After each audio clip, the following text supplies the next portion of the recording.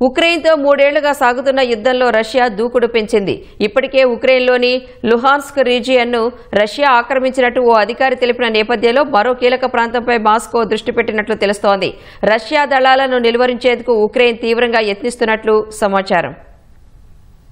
ఉక్రెయిన్లోని కీలక ప్రాంతమైన లుహాన్స్క్ ను రష్యా ఆక్రమించినట్టు మాస్కో అధికారి లియోనిడ్ తెలిపిన నేపథ్యంలో మరో విషయం వెలుగులోకొచ్చింది. ఉక్రెయిన్లోని మరో కీలక ప్రాంతమైన దొనెట్స్క్ రీజియన్పై పట్టు సాధించేందుకు రష్యా యత్నిస్తున్నట్లు తెలుస్తోంది. ఉక్రెయిన్లో వ్యూహాత్మక తూర్పు లాజిస్టిక్స్ హబ్ అయిన పోక్రోవ్స్క్ లో క్రెమ్లిన్ దళాలు క్రమంగా ముందుకు సాగుతున్నట్టు సమాచారం. దీనిని స్వాధీనం చేసుకుంటే మొత్తం దొనెట్స్క్ ప్రాంతాన్ని రష్యా స్వాధీనం చేసుకోవచ్చని తెలుస్తోంది. ఇందులో భాగంగానే ఉక్రెయిన్లోని మరో కీలక ప్రాంతంపై సైతం రష్యా విరుచుకుపడుతున్న సంబంధిత వర్గాలు వెల్లడించాయి. కీవ్కు సంబంధించిన విలువైన రిజర్వ్ దళాలను చెల్లాచెదురు చేసినట్టు తెలిపాయి. శరదృతువులో యుద్ధానికి అనుకూలమైన పరిస్థితి ఉండదని గ్రహించిన రష్యా ఉక్రెయిన్లో కొత్త ప్రాంతాలకు తమ దళాలను ముందుగానే విస్తరించాలని యత్నిస్తోంది. మరోవైపు ఉక్రెయిన్ సైతం రష్యా దళాలను నిలువరించాలని తీవ్రంగా యత్నిస్తోంది.